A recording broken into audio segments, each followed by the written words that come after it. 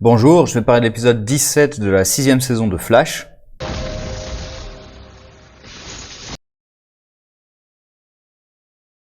L'histoire se concentre quasi exclusivement sur la Iris Miroir, avec un tout petit peu de Caitlin et Ralph avec Cisco qui essaie de l'aider parce que il y a ces poires de glace qui sont en train de lui poser problème. Mais on s'en fout un peu dans l'épisode. J'ai l'impression que dans l'épisode, c'est là uniquement pour éloigner Cisco de Star Labs, afin qu'il puisse se passer ce qui se passe à Star Labs. Et j'imagine que ça prépare autre chose, mais à la fin, ils disent que la seule qui peut l'aider, c'est sa mère, que je trouve assez bizarre, parce qu'ils ont Star Labs quand même. Enfin, Star Labs, ils sont à peu près capables de tout résoudre. Ça, c'est un truc, un peu comme les pouvoirs de Flash d'ailleurs, c'est quand on a envie, enfin quand les scénaristes ont envie de résoudre un truc rapidement, Star Labs trouve la solution tout de suite. Quand ils veulent que ça prenne du temps, ou que ce soit quelqu'un d'autre qui a la solution, là d'un coup ils savent plus faire. C'est un peu ça. D'ailleurs pareil, au tout début de l'épisode, ils enclenchent la technologie qui est censée recréer la Speed Force. Une Speed Force artificielle. Même s'il me semble, je suis plus sûr, mais il me semble que la Speed Force dans la série, elle a été créée avec l'accélérateur de particules. Donc elle a toujours été artificielle en fait.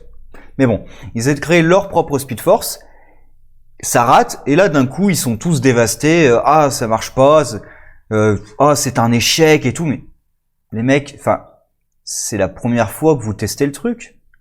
C'est normal que ça marche pas en fait. Parce que d'ailleurs, même quand Cécile arrive, elle parle du test. Donc c'était censé être un test, c'était pas censé marcher du premier coup. Enfin c'est waouh. Enfin si pour l'invention de l'ampoule électrique on avait tiens ça marche pas, j'arrête. Je crois qu'il a fallu plus de 200 essais avant que ça marche. Hein. Donc votre truc ultra sophistiqué qui est censé créer une force de la nature, littéralement, que ça marche pas du premier coup, c'est normal. Enfin c'est pas une raison d'être complètement défaitiste comme ça. C'est un peu étrange. Parce qu'il aurait fallu peut-être, de toute façon la Speed Force, ce truc artificiel. Alors soit ils vont pas arriver à la construire avant la fin de la saison. Parce que là, il reste que 2 épisodes avec les coupures qu'il y a eu. Donc soit ils n'arrivent pas à la recréer avant la fin de la saison et on passe plusieurs épisodes dessus sur on essaie de la fabriquer jusqu'à la fin et on n'y arrive pas. Cliffhanger, et peut-être qu'on la fabrique entre les 2 saisons. Soit ils y arrivent assez vite et du coup ça tombe un peu à l'eau. Mais il faudrait passer quand même quelques épisodes sur on n'arrive pas à la créer pour que la énième tentative qui est un échec fasse quelque chose à l'équipe. Mais si c'est bien la première fois, c'est un peu bizarre. Mais bon, ça aussi on s'en fout en fait. Ce qui intéresse dans l'épisode, c'est que Barry, enfin, comme je disais dans l'épisode précédent, à la fin de l'épisode, j'étais convaincu, avec son visage, qu'il avait compris qu'il y avait un truc qui clochait. Et oui, il a compris qu'il y avait un truc qui clochait, donc ça fait plaisir. Mais dès que j'ai vu ça, surtout la façon dont il réagit, enfin, quand Cécile entre et qu'il y a des tableaux de partout, des papiers dans tous les coins et tout, je me dis, oh là là, non. Ils vont faire le coup du personnage qui a raison. Parce qu'en plus, il a raison sur toute la ligne. Il a même trouvé quand est-ce que c'était arrivé. Pour que les autres personnages autour de lui commencent à se dire qu'il a un peu perdu pied, essaient de le ramener sur Terre, et que finalement, le double maléfique réussisse à trouver des explications pour taire les doutes, alors que, en tant que spectateur, on sait qu'il a raison sur toute la ligne. Il faut un peu ça. Après, finalement, elle finit par le croire. Elle doute vraiment, puis elle finit par le croire, mais on sait pas non plus tellement sur quoi elle finit par le croire, en fait, parce qu'il n'y a pas il n'y a pas un moment où il donne les preuves tangibles. Mais elle finit par le croire, ils vont enquêter, ils trouvent la photo qui a été prise avec le Iris, qui est complètement pixelisée en miroir. Ce qui est absurde, puisque c'est une des doubles miroirs, enfin, avant qu'elle devienne double, qui a pris la photo. Et elle est sur le serveur du journal où bosse le double Iris. Pourquoi est-ce qu'elles ont laissé cette photo en ligne? Iris a littéralement remplacé la vraie par une fausse pour cette photo, mais elle n'a pas pensé à la supprimer des serveurs. Alors, comme ça fait partie du plan du méchant dans cet épisode, de pousser Barry à accuser Iris, enfin, c'est pas le plan de base, mais comme Barry commence à avoir des doutes, c'est incorporé dans le plan. Donc très bien, mais pourquoi est-ce que cette photo existe encore? À la rigueur, ils auraient pu refaire une photo pour recréer un doute chez Barry pour qu'il fasse son truc. Et même d'ailleurs, plus tard, cette photo devrait servir et devrait faire poser des questions quand même à Cécile. Parce que Cécile finit par croire Flash. Enfin, je vais faire chronologiquement, mais du coup, c'est une preuve suffisante qui convainc Cécile qu'il y a un truc bizarre. Et Barry décide de tester sa femme. Alors moi, j'étais convaincu qu'ils allaient faire le truc tout con qui était, je prends photo, je mets le filtre et on voit. Et même, je prends plusieurs personnes en photo, sur la même photo, pour être sûr que ce soit pas un artefact bizarre du logiciel, on sait jamais. Non, le truc c'est, tiens, je vais t'irradier avec ce machin. Ouais, tout de suite on passe au truc un peu extrême. Hein. Alors j'imagine que les radiations sont pas suffisantes pour être dangereux tout de suite, mais quand même, tu pourrais juste faire une photo et voir ce que ça donne. Et il y a le plan de la méchante qui est un peu... qui marche parce que les personnages sont pas forcément très malins, qui est qu'en fait elle a inversé l'appareil avec un appareil du monde miroir, et du coup, au lieu de montrer les doubles miroirs, il montre les êtres humains normaux. Enfin là, en l'occurrence, les méta-humains, parce que Barry n'est pas tout à fait un être humain. En fait, il aurait suffi que Barry ait l'idée, bon, de faire une photo, mais admettons, il aurait suffi qu'il ait eu l'idée de tester le truc sur d'autres personnes, pour être sûr qu'il n'y ait pas d'erreur, quoi. Et il se serait rendu compte que tout le monde dans la pièce était en miroir, sauf elle. Bon, c'est un peu con, mais c'est surtout le plan du méchant qui est débile, parce que le plan parie sur le fait que Barry va utiliser cette technologie. Alors certes, on peut considérer que comme elle l'espionne en permanence, elle peut s'en douter, mais elle peut pas s'en douter dès le début du plan. Parce qu'il suffit que Barry, ou même que quelqu'un d'autre autour de la pièce, dans la pièce, ait l'idée, juste pour être sûr, on va tous vous prendre en photo et on va appliquer le filtre. Juste pour être sûr. Et son plan foire.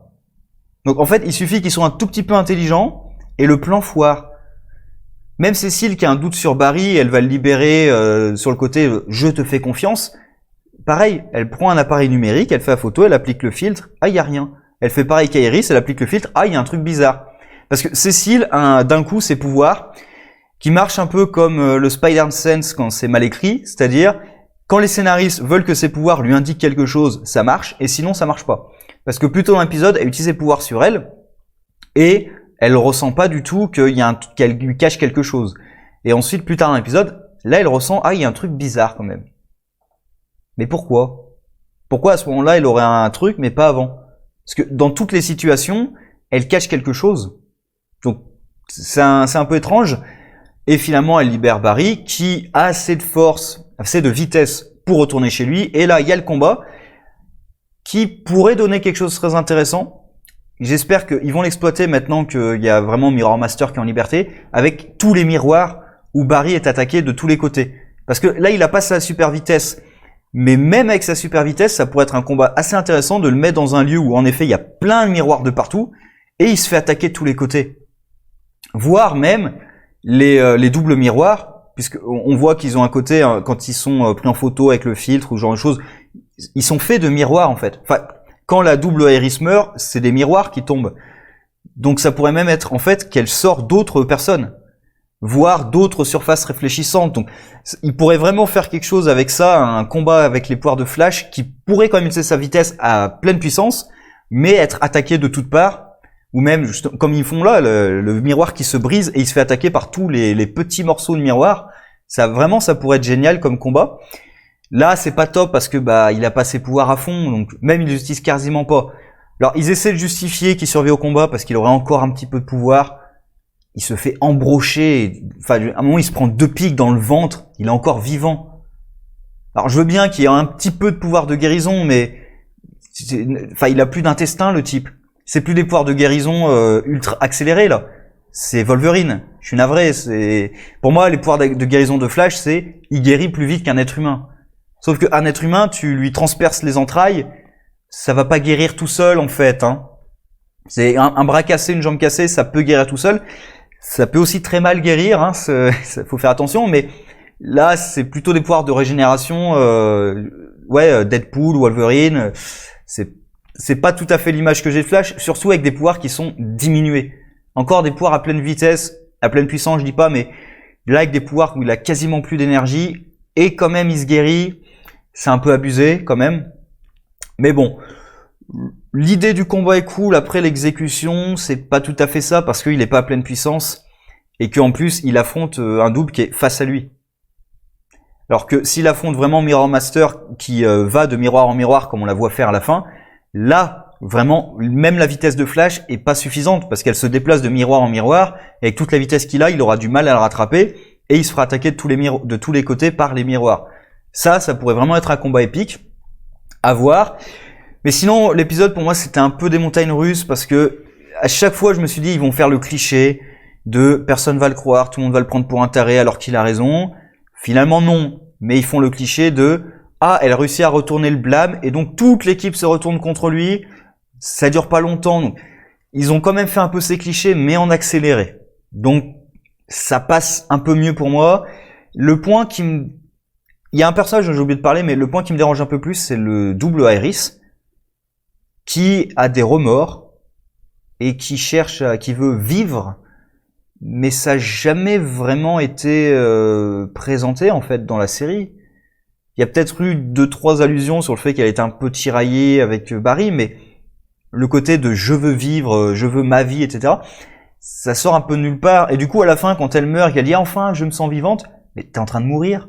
Ton but c'était d'être vivante. Enfin, ce que tu voulais, c'était vivre justement, c'était être vivante et libre de Eva. Oui, mais là t'es en train de mourir. Alors, tu t'es sacrifié pour quelque chose, d'accord, mais t'es en train de mourir. Enfin, c'est ce qu'ils essaient de faire dans cet épisode avec le personnage, ça aurait pu marcher, ça aurait pu être des enjeux sur ce personnage, mais je trouve qu'ils n'ont pas été utilisés du tout dans cette série, donc je dirais pas que ça sort de nulle part, parce qu'il y a eu peut-être des petits flottements où on se demandait si elle éprouvait des trucs pour Barry, mais bon, et on voit que sur les autres par contre, double miroir, il y a rien. Non, c'est que elle qui a des doutes. Parce que c'est peut-être la plus ancienne, c'est ça l'idée, mais Singh, en même temps, on sait pas à quel moment il a été remplacé. Ou alors c'est moi qui ai zappé l'épisode où il a disparu, un truc comme ça. Mais c'est l'idée que c'est elle la plus ancienne, c'est pour ça qu'elle a développé ses sentiments, ou qu'il y a un truc spécial avec sa relation avec Barry.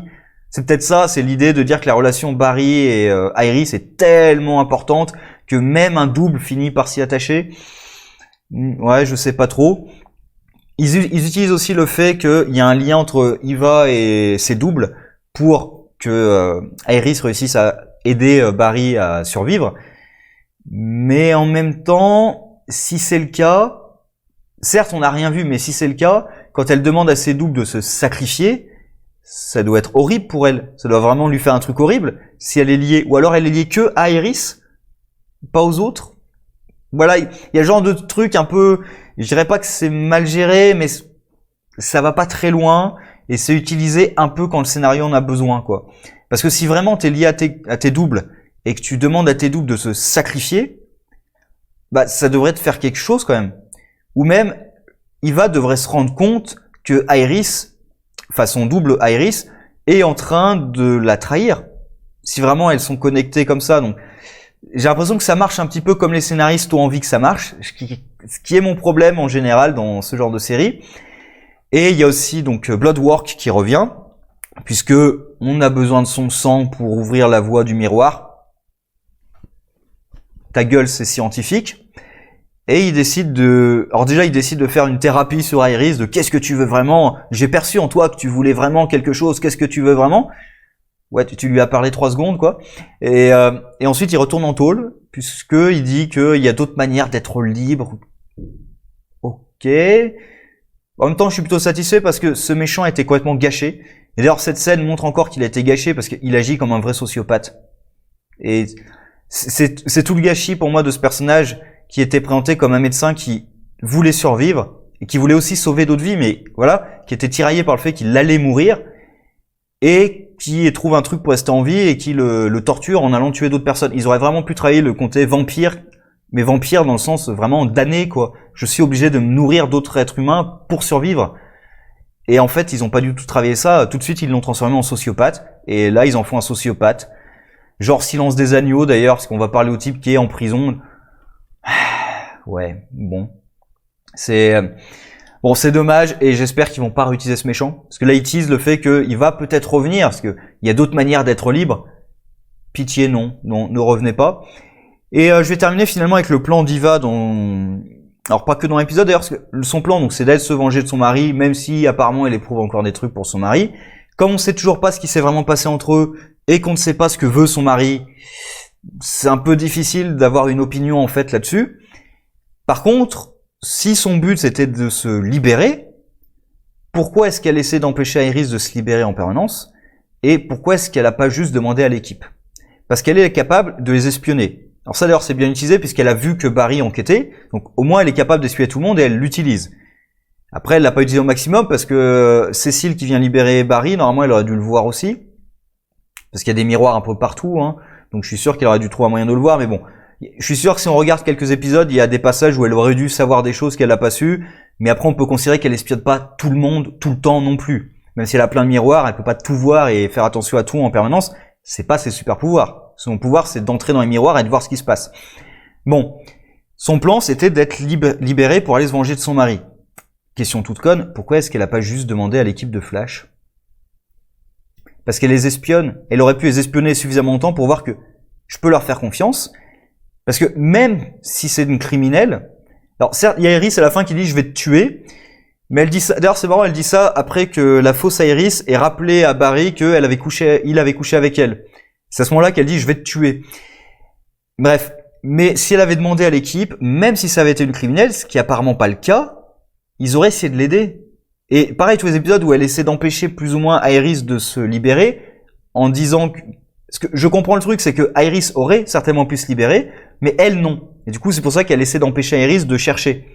Mais en même temps, si Iris se libère, elle va tout faire pour essayer de libérer l'autre. Elle le sait, ça. Parce qu'elle peut espionner l'équipe, elle sait comment ils sont. Donc c'est très con, ça. C'est souvent un truc du le méchant... qui est pas forcément très méchant. Là, elle a l'air un peu tarée à la fin, mais parce qu'il y a son emprisonnement aussi.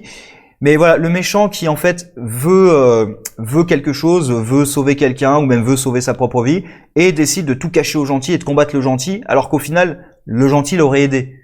C'est un truc qui est utilisé dans pas mal de trucs, pas mal de séries ou de machins, qui est souvent assez débile, surtout quand le personnage sait que l'autre c'est un gentil. Et c'est vraiment un gentil. C'est-à-dire, c'est vraiment quelqu'un qui va aider ses ennemis. Et tu dis, mais là, en plus, elle aurait pu faire ses recherches. Et du coup, si elle avait juste demandé à l'équipe, j'ai besoin de votre aide parce que je suis enfermé dans un miroir, parce qu'apparemment, elle peut communiquer avec les miroirs, elle a communiqué avec son mari. Donc, elle aurait pu communiquer avec l'équipe. Elle n'a même pas besoin de mettre Iris dans le miroir. Elle sait qu'Iris enquête sur son mari. Elle la contacte et elle dit, voilà, moi, je suis piégé là-dedans. J'ai des informations sur mon mari. Je veux le faire payer. Est-ce que vous pouvez essayer de m'aider? Et moi, je vous donne des infos pour essayer de le faire tomber. Si son but, c'est de se venger de lui. Alors là, maintenant, elle part d'un truc de j'ai tout un monde à libérer. Donc, j'ai l'impression qu'elle est partie en mode complètement sociopathe. Et elle dit aussi que elle a plein d'otages dans son monde. Sauf que maintenant, Barry sait comment ouvrir la porte. Parce qu'en plus, il y a un plan pour bien montrer que quand la fiole tombe, il reste encore du truc de Bloodwork dans la fiole. Et même s'il n'en restait pas, il peut aller chercher Bloodwork, quoi. Donc, il peut remettre du truc sur le miroir. Certes, il peut pas communiquer avec Iris, mais Iris, elle a la machine aussi. Parce qu'apparemment, il faut aussi activer la machine pour que ça marche. Mais elle l'a juste à côté. Donc, en fait, elles peuvent passer à travers le miroir et lui dire, tiens, il y a aussi les autres là qui sont prisonniers. On va essayer de trouver un moyen de les libérer. Et en plus, c'est Star Labs. Ils vont évidemment trouver un moyen de les libérer. Ou même utiliser le flingue miroir pour aller directement dans notre monde avec Iris. Enfin bon. Voilà. Prenez soin de vous et sur ce, au revoir.